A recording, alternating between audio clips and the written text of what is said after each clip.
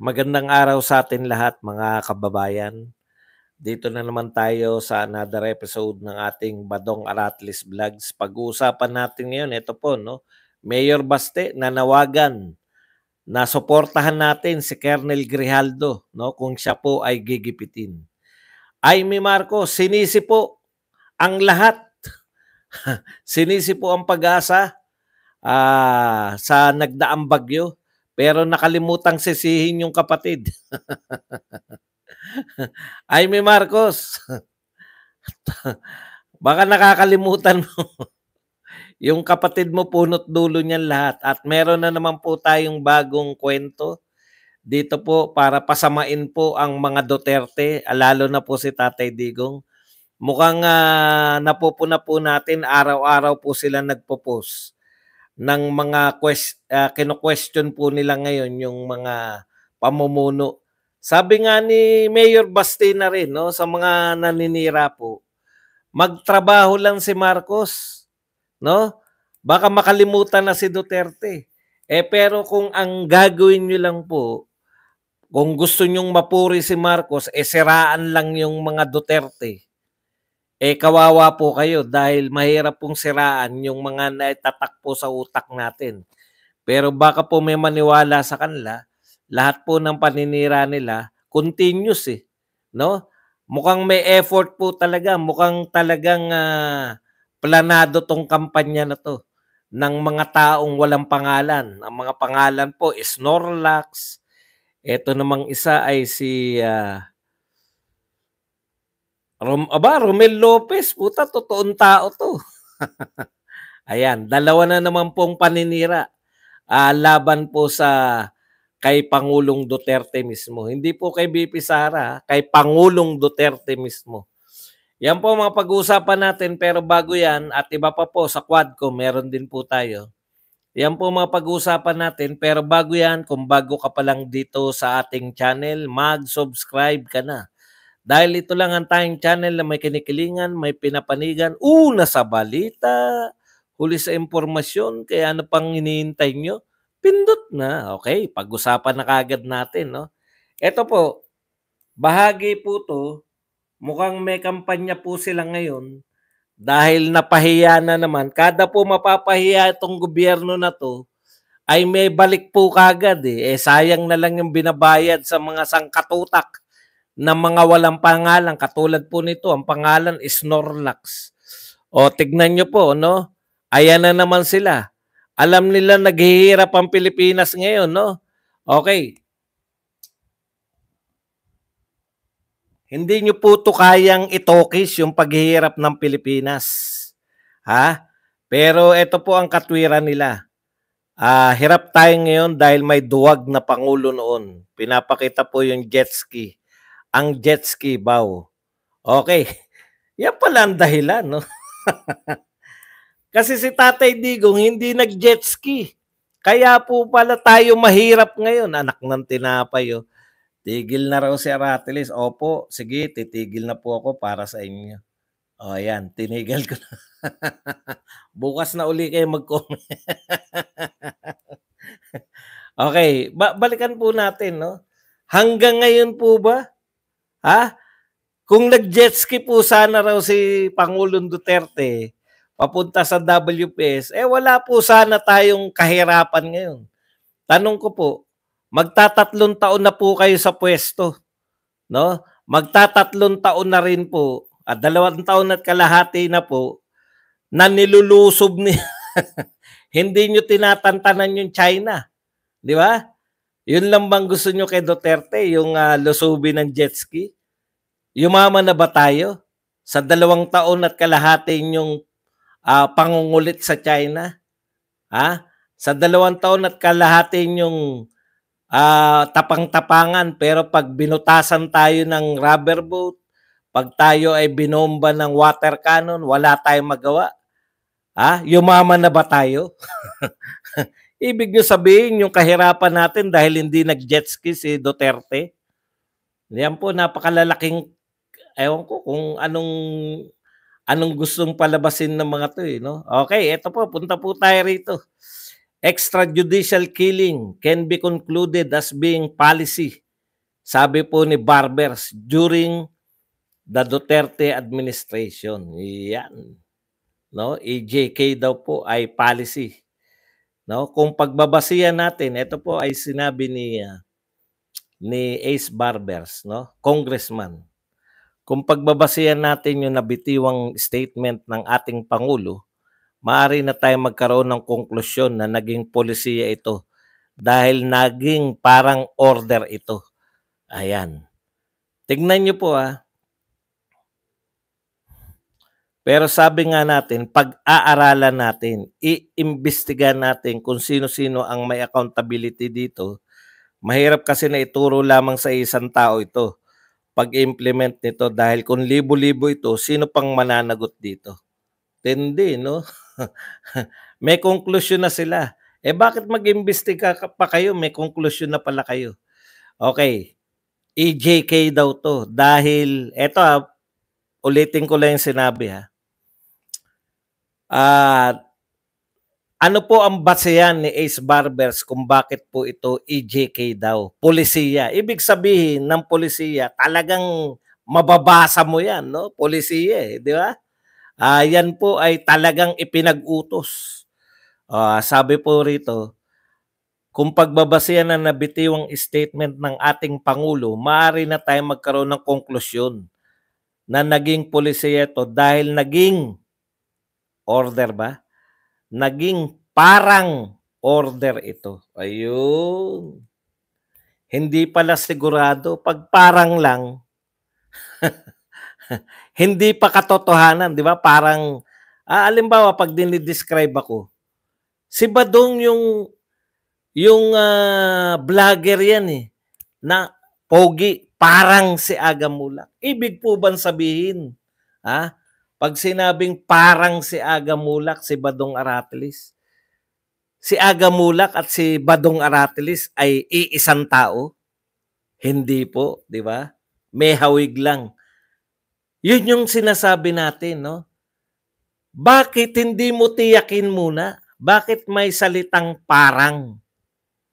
Parang naging naging parang order ito. Ibig sabihin, sa wordings mo pa lang, Congressman Barbers, hindi ka nakakatiyak. Parang kinukumpara mo lang sa katotohanan. So, ibig sabihin, walang katotohanan yun. Kasi parang Di ba? Parang. Okay. Policy, patakaran. Kung patakaran yan, nakasulat yan. Na EJK. Sige. Yun yung ibig ko sabihin. Pag sinabi nilang parang, sila mismong nag-aakusa ay hindi tiyak.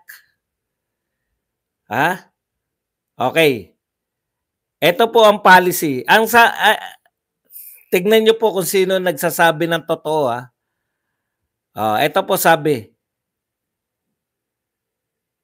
parang policy. Pero ano po sabi ni Panelo? Ito po sabi ni Panelo, the policy was for the law enforcers to arrest, jail, and file cases against those involved in illegal drug trafficking. And if there is any violent resistance from the suspect, to overcome it with reasonable force, including killing them. Ganun naman po talaga. Yan po yung lawful under following the principle of self-defense. Sabi po ni Panelo, na mahusay na abogado. No? Dagdag pa ni Panelo, wala pong crime na inako si Pangulong Duterte. Direkta na nga Di ba? Ano sabi ni Risa Ontiveros? Inaako ba ni Pangulong Duterte yung pagkamatay ni Ian? At saka may sinabi pang isa, sabi nga ni Pangulong Duterte, guilt is personal. Kumonsulta ka muna sa abogado. Nako, alam niyo po, may mga kaibigan namang abogado si Risa Hontiveros, no? Inuulit-ulit pa ng mga kapwa nila, mga dilawan at kakamping, no? Maawa naman kay Risa Hontiveros, pinagmumukha niyong tanga. Hindi ba, Kiko, abogado ka? Ikaw, Dilima, abogado ka? Shell joke, no? Abogado kayo. Bakit hindi nyo sabihin, bakit hindi nyo sabihin kay Risa Hontiveros yung gustong sabihin ni Tatay Digong para hindi na po nagmumukhang tanga? Kasi akala ni Kiko tsaka ni Dilima at ni Shell Jokno, bobo yung mga Duterte supporters. Ang hindi nyo naiintindihan, maraming abogado na vlogger, maraming abogado na supporter ni Pangulong Duterte ang nagpapaliwanag at pinakikinggan namin. Kung hindi pa kami matalino, noong kami ay bagong sumusuporta pa lang kay Duterte, tumalino na po kami sa kapakikinig sa mga Duterte abogado vloggers at sa mga abogadong supporter ni Pangulong Duterte. No? Kayo po, napag-iwanan pa rin na, makakalusot na yung ginagawa ni Risa Hontiveros. Total, hindi rin naman mga abogado yung mga follower ni Duterte. O, ang inuutulang naman natin dito, yung mga bobo nating kakampi. Maawa naman kayo kay Risa Hontiveros, nagmumukhang tanga. No, nagmumukhang tanga. Ulitin ko po, nagmumukhang tanga. Payuhan nyo. Pag sinabi po na ni Pangulong Duterte na kumonsulta ka sa abogado, yun, literal yun. Risa Hontiveros, bago kayo mag-usap uli. Kasi ini-insist mo na akuin ni Duterte yung pagkamatayan ni Kian at yung kung sino pang mga 3 taong gulang, 1 taong gulang na nadamay, no? Akuin ni Duterte, hindi mo talaga naiintindihan. Kami nga naintindihan namin eh. Alam niyo po, bakit po sinasabi, opo, kaya ko po. Alam niyo, style yan ng mga kauri ni Risa Hontiveros. Marami po sa academy yan eh. Naalala ko po, may professor po kami, tinuturo po sa ayunan nyo muna bago, mga mang-uuto eh. Ganyan po yan, yung mga SOCDEM, Social Democrats, yung mga ganyan, sila si Risa Hontiveros, Democratic Socialist, yung mga tao po na yan, ganyan po mag-isip. Ayunan mo muna, tapos tsaka mo kontrahin. Parang utuin nyo yung mga tao pag nakikipag-usap kayo. Katulad nakita nyo, kitang-kita ko yan, natatawa ko yung sinabi ni Tatay Digong na guilt is personal. Yes, kaayo. Kulang na lang, kaayo niya si Duterte. Yes, alam ko po. Yes, guilt is very personal. Putay, nag-yes at very personal kahit hindi naiintindihan. Mga uuto, pati si Duterte, uutuin mo. Yes, guilt is very personal. O, balikan natin to si Barbers. Alam mo, Barbers, ayun naman pala eh. May conclusion na kayo na AJK po ay policy. Kapapakinig ko lang po ngayon kay Yes Yesio Topacio. Magaling din pong abogado yan, Duterte supporter. Ano sabi ni Topacio? Masyado naman kayong yung mga pagkamatay. Lahat po. Eto paliwanag ni Topacio ha. Masyado kasi silang AJK, yun lang na pagpatay kay Duterte. Eto, iniisip ko na to eh, na lahat ng uri ng pagpatay AJK. Pero dahil hindi ako abogado, hindi ako sigurado. Kaya hindi ko masabi. Pero ngayon sigurado na ako. Eto sabi, AJK, no? Dahil tinitiyak ninyo na ito ay polisiya ng gobyerno ni Duterte, Yung nai-interchange ba yung war on drugs sa AJK? Hindi po yan. Ang war on drugs po, laban sa droga. Ang AJK po, extrajudicial killing. So, ibig sabihin ng extrajudicial killing, lahat ng pagpatay na illegal ay EJK. No? Sa husay lang ng propaganda nyo, napalabas ninyo na yung EJK ay exclusive na ginagamit dito po sa war on drugs. Hindi po ng pagpatay na illegal ay EJK. Extrajudicial killing nga eh.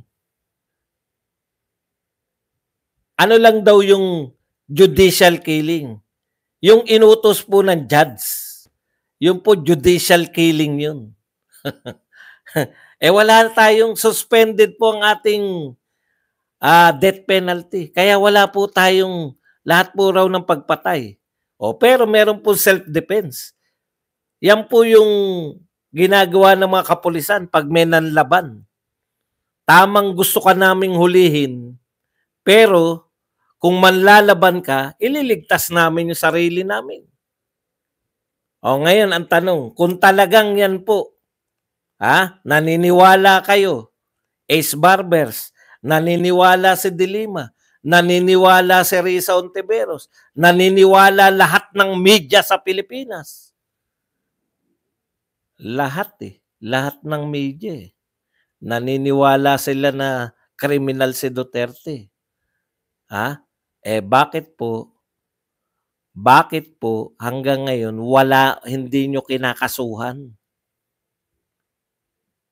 Bakit po ang pagkakaso ninyo ay tanging sa media lamang? Alam nyo po, naguguluhan din yung mga supporter nyo. Supporter ni Risa, supporter ni Dilima, supporter ni Bangag, supporter ng mga Quadcom congressman. Bakit ayaw nyong kasuhan si Duterte? Alam nyo po kasi, may mga trolls na nakapasok dito. Alam nyo kasi mga trolls, bakit hindi kinakasuhan ng mga amo nyo? Alam nila na walang kaso si Duterte. Si Dilima ba bobo? Hindi bobo yan si Dilima. Katunayan. Alam niya na bakit siya nakakulong kung di niya alam. Bakit siya nakulong ng 7 taon? Ibig ba sabihin bobo siya? Hindi. Alam niya na malakas ang kaso laban sa kanya. Bakit siya nakalaya ngayon? Nagbaliktaran yung mga testigo niya, di ba? Naalala nyo? Isa sa pinakamataas. At pinakamataas na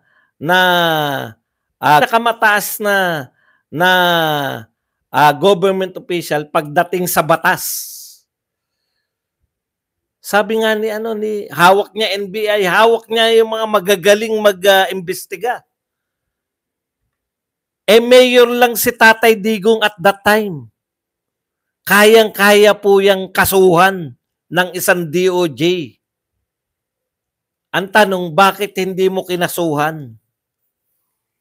Hindi makapagsalita si Dilima Tamang mas magaling ka kay Jinggoy. Pero si Jinggoy, very practical Pinakamataas ka, DOJ.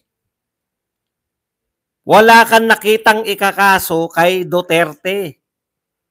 Kaya ang tanging kaso ninyo sa media, ICC kayo ng ICC. Putya, papasukin nyo kasi ICC nyo. Nagmumukha na kayong tanga sa ICC. June, July, lalabas na yung warrant of arrest. Wala. September, lalabas na. October, lalabas na. Para mahaba-haba, wag natin sabing November at December. Bago magkatapusan ng 2024, lalabas na. Putya, pag 2025 na, sasabihin na naman niya, sa March, lalabas na.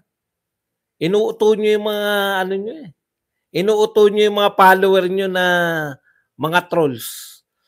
Yung mga nakapasok dito. Tututo ba kayo? Pumapayag kayo, inuuto kayo ng mga yan. Walang kaso si Duterte dahil legal ang war on drugs. Gusto nga ni Duterte na magsampa kayo ng kaso Bakit?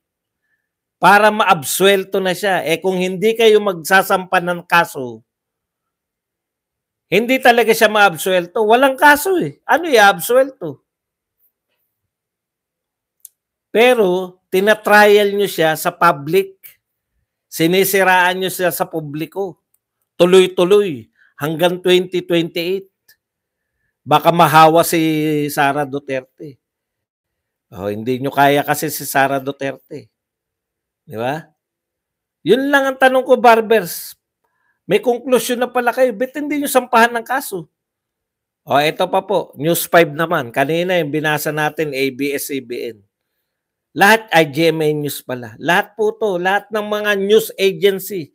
Kakampiyan ng nakaupo. May narinig ba kayong imbestigahan nyo yung yung pagbaha? May maraming namatay. Nasa napunta yung flood control? Wala po nananawagan sa media. Panay Duterte, imbestigahan natin bakit hindi siya jet ski. Bilyon-bilyon, daang bilyon na para. Hindi nyo nga mabanggit na palpak ang flood control program. Hindi, wala magsasabi sa mga sa media niya, walang palpak. Basta gobyerno ni Bongbong Marcos, lahat yan okay, approve. Bintang, bangag ang Pangulo. Manawagan ka rin, Marbil. Ipaliwanag mo sa kanila na hindi masama ang droga. Hindi masama ang droga? Hindi masama ang droga? Putya, kung paniniwalaan nyo si Marbil, ang droga, energy drink eh. Bakit? Lahat para i-save yung inutil sa Malacanang. Banata ng lahat. Wag lang yung mga ginagawa ng inutil. Mahirap tayo. Hindi kasi nag-jet ski. Mataas ang bilihin. Sino may sabi? Etong record Maraming mahihirap, umaangal, mahirap kami. 64 pesos lang, mayaman ka na. Basta may budget ka sa pagkain, 64 pesos, mayaman ka na. Puta, ako. 90 pesos pag kumain ako, karinderya pa yan, ha? 90 pesos ang kain ko sa karinderya, eh. Pwera pa soft drinks. O 110 kasama yung Mountain Dew. Nabibiling ko pa sa labas. Mas mahal kasi ng 5 piso sa loob ng karinderya, eh. Lalabas pa ako dahil 20 lang sa labas, eh. 110 pesos ang kinakain ko, isang kainan. Ano tawag sa akin? Multi-millionaire? 64 pesos isang araw, 3 kain. Ha? Hindi ka na mahirap, mayaman ka na. Putya, kung 110 pesos isang kainan, multi-millionaire ako? Karinderya yan, ha? Pag kinain mo, yung para lang maibsan ka ng gutom. Yan ang gobyerno natin. Kayang-kayang manipulahin. Kaya takang-taka ka nga, eh. Puta, bumalik na. Sabi ni Duterte, bumalik na ang mga krimen na dulot ng droga. Rape, mga pagnanakaw ng kung ano-ano, bentang gamit. Parang reflection lang, eh. Pag may adik sa pamilya, nauubos ang gamit sa bahay. Ganon din sa Pilipinas. Pag may adik, nauubos kayamanan ng Pilipinas. Benta dito, benta dun. Benta ng ginto. Benta ng Star City. Benta ng mga lupain. Benta. Hanap ng ibebenta. Masanay na kayo pag nagkaroon kayo ng kapamilyang adik. Kung ano nangyayari sa pamilyang may adik, ganun din ang nangyayari sa bansa. Tapos, walang kasalanan yan. Biktima yan. Puta, biktima. Kasi ekonomiya, di ba? Ang adik, hindi yan adik. Adik lang yan. Pero hindi yan adik. Di mo na maintindihan. Para sila, yung pong adik, hindi po adik yan. Nag-a-adik yan, pero hindi yan adik. Dahil po yan sa ekonomiya. Anak ng pupa, ekonomiya, naiugnay pa. Baka balang araw magka-award pa yung mga adik na yan. Dahil daw sa ekonomiya. Kasi kinakailangan ng adik na mag-adik kasi para tagapagtaguyod sila ng ekonomiya. Tagapagtaguyod ng ekonomiya, adik, hindi. Ininsulto nyo naman yung mga nagkakapilang. Inaantok, kapilang. Inaantok, palo lang. Totoo. May driver kami, taxi driver eh. Butya nasa Commonwealth, pinapalo ulo. Boss, bakit mo pinapalo ulo mo? Antok na kasi ko. Diyan na lang kami oh. Ayan, malapit na yung ano. Wag mo na kami dalhin sa ano. Wag na tayong tumuloy sa SM Fairview. Dito na lang kami sa may Commonwealth, anong tawag doon? Yung kaharian. Yung mall na may kaharian, Ever Commonwealth na lang kami. Boss, para makapagpahinga, tulog ka muna. Alam nyo, pinapalo niya ulo niya. Kasi antok na siya. Hindi mo kasi nakilala si Marbil eh. Kung si Marbil yan, putya, kinakailangan mo bang extend ang oras mo?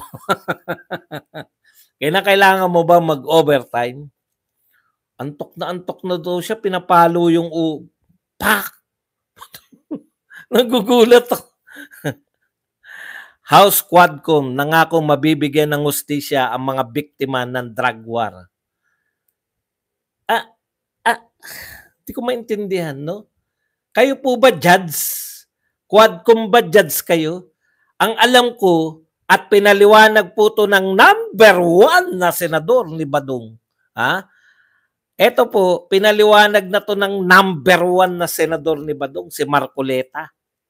No? Ang trabaho ng pag-imbestigasyon nyo sa Kongreso, maging sa Senado, no? Ang trabaho po niyan, gumawa ng batas. Ano pong bigyan ng hustisya? Hindi po kayo judge. Para kayo po magbibigay ng hustisya. Kaya, umaakto kayong judge, prosecutor. Okay. Ito po, naku, si Amy Marcos, may sinisi sa nagdaang bagyo na maraming namatay, maraming binahang lugar. May sinisi si Amy, siguro naman sisisihin mo na yung kapatid mo kasi siya presidente. Ibinulalas ni Senadora Amy Marcos ang pagkadismaya. Kita mo, malamang si Bongbong Marcos to kasi siya presidente, di ba? Kitang-kita natin, nagkamot lang. Sino kaya ang sisisihin ni Amy Marcos? Pagkadismaya sa umano'y kakulangan. Si Bongbong to. Walang duda. Nagkakamot lang. Hindi alam ang gagawin. Si Bongbong tong titirahin nito. Ulitin natin. Ibinulalas ni Senador Amy Marcos ang pagkadismaya sa umano'y kakulangan. Sa maagap na babala. Marcos to. Si Bongbong to sisisihin nito kasi wala ang babala eh. Si Babala ay asawa ni mula sa Pag-asa. Pag-asa, anak ng tinana, naging dahilan ng masaklap. Napakasaklap na trahedyang ikinasawi ng 59. Oy, wag mong bawasan, Amy. Ang namatay, 90. Sa lalawigan, ayon, kaya naman pala, iba-ibang lalawigan pala yan. Pagkawala ng 12 iba pa, noong Nobyembre 2, dulot ng bagyong Christine. Higit 20,000. Ayan. Kung sana nasabihan ng maayos ng Pag-asang LGU. Tignan mo, ang sinisisi ni Amy, hindi na warningan ng Pag-asang LGU na ganong kalakas ang ulan, sana'y nakalikas ng maaga at di namatayan napakarami po na senadora. Hinahanap ko po yung pangalan so ang sinisisi niya po ay tanging Pag-asa lamang. Binigyan pa kayo, nilakihan pa pondo nyo, hindi pa rin kayo nag-perform. Hindi nyo na warningan ng LGU. LGU? Magwa-warning direkta Pag-asa? Teka muna, parang dapat talaga bang walang warning na ginawa ang Pag-asa? Tignan natin. Darating ang Christine, di ba? Pag-asa on Typhoon Christine. Warning. Tignan natin kung walang warning Ginugugol ko lang, nag-aala Dan Fernandez lang ako.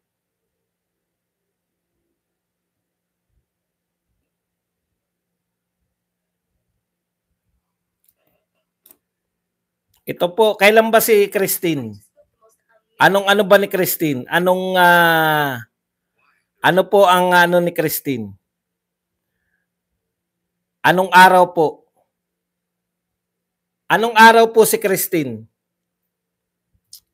Mga kapatid. Kasi nakita ko rito, may Pag-asa, Inquirer po to Pag-asa gives update on several severe tropical storm Christine, October 24, 11 days ago. O yan. No, nag-warning po yung Pag-asa.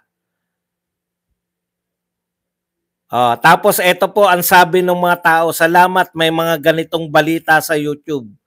Praying for my beloved countrymen for your safety and health. Bago po dumating, no? Bago po dumating si Christine, mayroon na pong YouTube, binalita po ng Inquirer sa YouTube. Ayan po, October 24 po, nagbabalita po to. Severe Tropical Storm Christine o Trami. Papasok pa lang po si Christine, binabalita na po ng Pag-asa. Putak. Yung Pag-asa.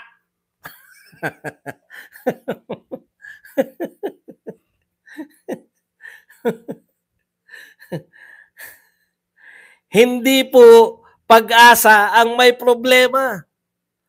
Hindi ko po alam. Nakalimutan ko na yung mga peche. Kailan po dumating si Christine?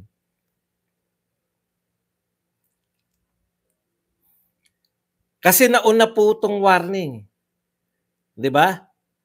Nauna hindi po Pag-asa ang problema. Binabalita na nga ng Inquirer. Parating Ano po yung ibig sabihin ng paparating? Ibig sabihin, kung meron pong paparating na bagyo, trabaho na po yan na maghanda ng gobyerno. At saka given, alam niyo po yung Pag-asa, hindi po yan separate, hindi po yan commission na hindi pwedeng pakailaman. No? Natatandaan ko pa, yung Banban na Pangulo. Banban to si Noynoy Aquino. Naawa ko dun may magaling na taga-Pag-asa tayo Nagkamali lang ng sinabi na dito dadaan, naghanda yung mga taga Central Luzon, tapos umakyat, tinanggal sa trabaho yung Pag-asa Sabi niya nga, putya, hindi naman talaga accurate na yung tansya namin, dire-diretso. Ngayon, yung pinuno ng Pag-asa na yun, na-recruit po ng ibang bansa. Napakagaling po nun. Basang itsura po, hindi pa cute. Basang itsura, taga-Bagyo. Alam niyo yun? Yung mukhang binagyo ang itsura, tapos ikaw ang pinuno ng Pag-asa, talagang maayos yun Kasi itsura mo pa lang, mukhang may bagyo na Nakalimutan ko po yung doktor na yun. Yung pong hindi matinong panahon pa ni Pinoy. Meron pong sinabi yung Pag-asa na sa Central Luzon po, naganda yung mga taga Central Luzon. Umakyat. Nagalit si Noynoy Weng. Si Noynoy Wangwang nagalit. Sumalangit na nga nawa ang kaluluwa. Tinanggal sa pwesto yun dahil umakyat lang yung bagyo. Tama po na may bagyo. Kasalanan ba yun na umakyat yung bagyo? Puta, iling-iling na lang. Yun po yung mahilig na naka-chopper. May bagyo na nasa chopper pa. Alala yun ni Punong Bayan dati. Punong Bayan yung sikat Grabe yun. Alam na po yan, no, Senator Amy. Ang sisihin mo yung kapatid mo. Lahat hawak ng kapatid mo. Kung may palpak man sa Pag-asa, pati Pag-asa hawak ng kapatid mo. Di mo ba naintindihan yun? Pati yung Pag-asa, under yan ng kapatid mo. Ang hindi under ng kapatid mo, yung mga komisyon, Commission on Election, Commission on Audit, Commission on Human Rights. Pero lahat yan, under ng DOST yan eh. Sisisihin nyo sa kapalpakan, hindi si Marcos, hindi yung kapatid. Eh kitang-kita ng buong bansa eh. Eto po, meron po YouTube na binabalita ng Inquirer na may paparating na bagyo. Ang pangalan, Christine, pag pumasok. Ibig sabihin, hindi pa nakakapasok. Pag naging bagyo, bagyo na, alam nila kasi malakas eh. Christine na magiging local name.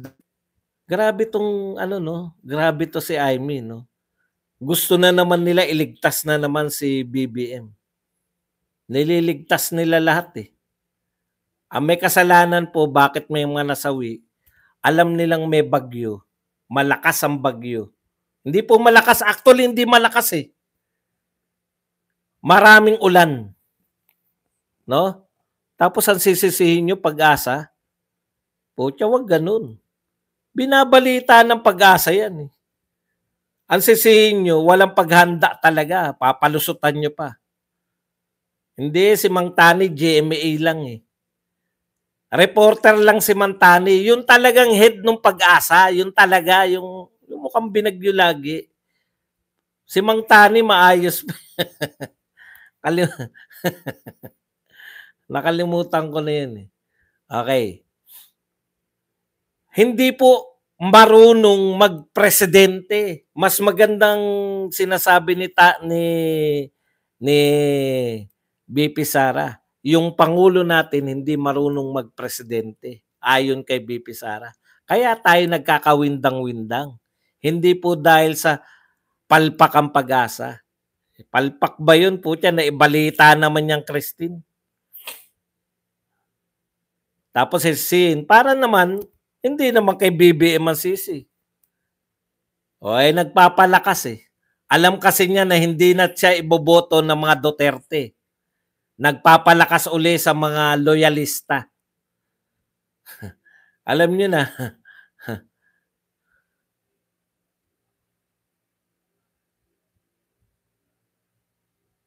Oo, yan ang exact words ni BP Sara. Hindi marunong magpresidente.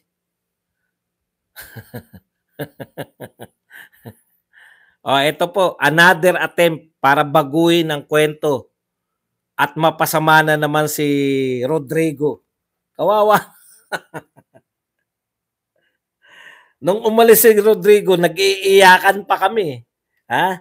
Yung kumanta, alam nyo, naiyak talaga ako doon yung kumanta si Dulce Amor. Yung Ako ang Nagwagi.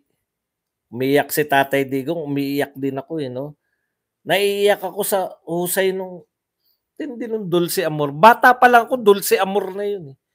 55 anyos na ako, Dulce Amor pa rin. Ilang taon na kaya? Tapos hindi tumatanda itsura. Grabe. Ako ang nagwagi. Ang lupit nun, kikilabutan ka talaga eh. Teka, ano ba yung tinitignan ko rito? Yung papakita ko sa inyo. Ito po, tuloy-tuloy po ang paninira kay Tatay Digong. Yan. Di ba kanina yung jet ski? Yan pala dahilan daw ng kahirapan ng Pilipinas, yung jet ski. Ngayon, ito na naman po. Yan daw po, pangako yan ni Tatay Digong.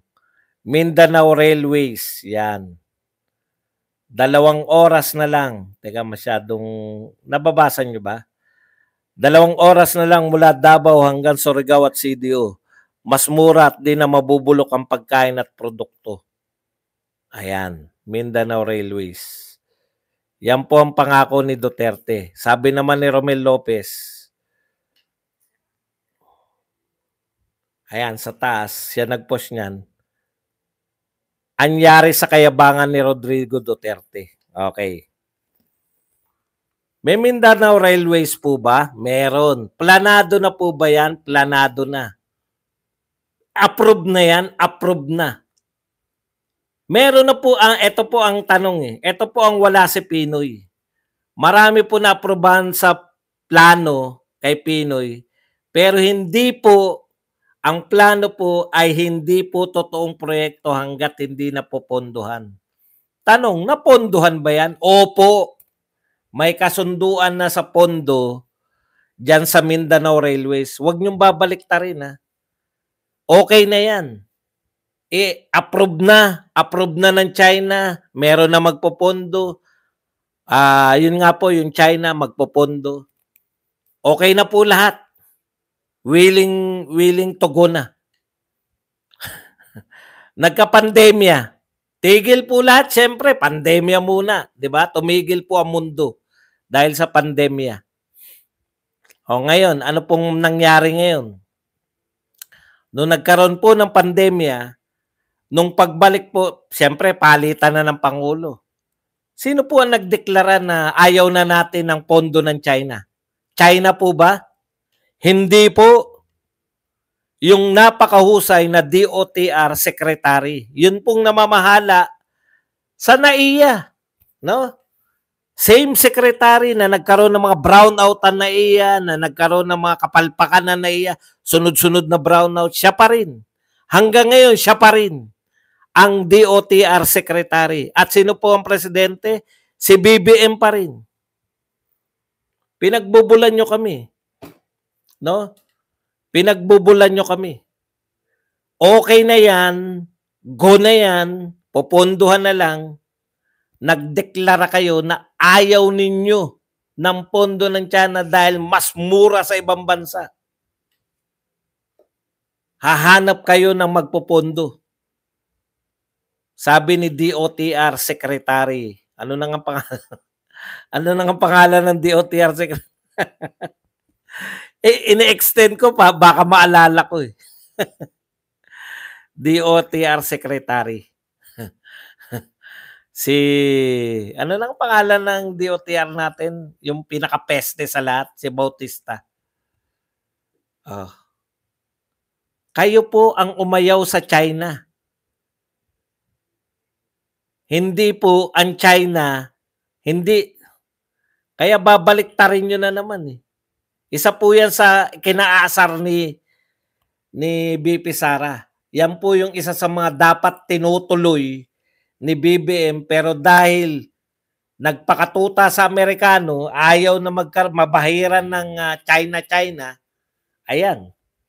Yung ibang bansa, proud na proud sila. May bullet train yung Indonesia. Sino nagpondo? China. Yung mga kapitbahay natin dito, may mga train system na matitino. Sino nagpondo? China. Pero tayo, popondohan na, ipapollow up mo na lang ng konti, di ba? Follow up lang po siya. Parang ano yan eh, yung mga nasaksihan ko po to eh. Yung mga barangay captain. Kasi siyempre sa trabaho ko nung araw, nakakaharap namin sila mayor. Pag may mga meeting, may mga magpa-follow up na barangay captain. Mayor, yung ano po namin, yung covered court po doon, pa-follow up mo yun kasi sa dami ng proyekto ng mayor, inaprobahan ko na yan, alam ko Sige, punta ka ron. Sabihin mo na kausap mo si mayor ngayon, igonyo na. Ipa-follow up lang po yun. Ang gusto pa yata nila, China pa mag-follow up sa kanila eh. At saka, nung bandang huli na, hindi na nga nila pinapollow up yung budget, direkta pa sinabi. Yung pagkasabi po nila na hindi na namin, ayaw na namin, nag-withdraw ang China sa lahat ng nakabinbin. Meron pa pong railways ang China na gagawin dapat sa Pilipinas. Kaya marami po natigil eh. Pinatigil na rin ng China. Ayaw nyo pala ng pondo namin. Diwag. Punta kami sa iba. Iba na lang po pondohan namin. Nakita nyo? Pati mga infrastructure. Kaya wala tayong build ngayon. Walang build better more. Ganyan kayo kapalpak. At eto na po huli natin dahil nasobrahan na naman tayo. Eto po si, kinakailangan po natin 'tong sabihin dahil suporta po ko 'to kay Grijaldo. Bilang pangwakas po natin, sabi po ni Mayor Baste Duterte, "Kung iipitin 'yun, walang sweldo, magdadagdag ako." Si Grijaldo po 'to, alam na po natin, eh. Pinagbantaan na ni Dan Fernandez, ni Mr. Google Dan Fernandez. Dan Fernandez, ang galing mo. Sana alam niyo na mga taga Laguna, magiging Google ano kayo niyan. Kung ipitin niyo 'yun, si Grijaldo po ang sinasabi ni Baste. Ulitin natin. Kung ipitin 'yun, wala siyang sweldo, magdadagdag ako. Sabihan niyo ako, mag-aambag ako. Let's make it real thing. Let's make it real thing. Dapat gawin talaga natin 'yun. Pag inipit ninyo si Colonel Grijaldo, padalhan natin ang pagkain ng pamilya, lahat, pagkain, pera, tuition ng mga anak, gawin talaga natin 'yun. Ipakita natin na kahit maliit lang kami, lalaban kami. Opo, no? Nakikiisa po kami, hindi na po kinakailangan ipaliwanag yan. Alam po natin yung gagawin nila kay Grijaldo. Nagbabanta po si Dan Fernandez. Kung ano man po, Colonel Grijaldo, nasa likod mo kami. Hindi po ako mahilig yung mga mangampanya sa pera-pera. Pero this time, ano po tayo dyan. Once po naginipit, pinakulong, kinakailangan po, siyempre, yung mga may anak po yan, pang araw-araw, sabi nga po ni Tatay Digong, di ba? Pagka po nakasuhan yung pulis, yun yung nakakaawa eh. Pinakasuhan, mayayaman yung mga nakabangga eh, di ba? Karamihan ng mga drug lord, mayayaman. Kakasuhan yung pulis, kawawa naman. Kaya sinusuportahan nila. Yan po naman to ni Baste. Makikiisa po ang ating channel sa panawagan pag may magre-raise po ng pondo para kay Colonel Grijaldo para hindi na po magsibaliktaran tong mga to. Gigipitin po nila eh, papakulong. Kapit lang, Colonel Grijaldo. Kapit ka lang sa ano, kung ano ang totoo, yun lang ang sabihin mo. Huwag kang pa-pressure. Kahit na maliit na maitutulong ng channel namin. Ako mismo mananawagan sa mga tao rito. Pag nangyari yan na pinakulong ka at ano, na bibigay namin hindi ako mahilig sa GCash pero idedirekta natin. Hindi sa akin. Kung saang GCash tayo pwede. Yung sigurado hindi po yung mga GCash ng mga papasok pa sa mga vlogger GCash na direkta na natulong natin kay Grijaldo, yan ang hanapin natin, no?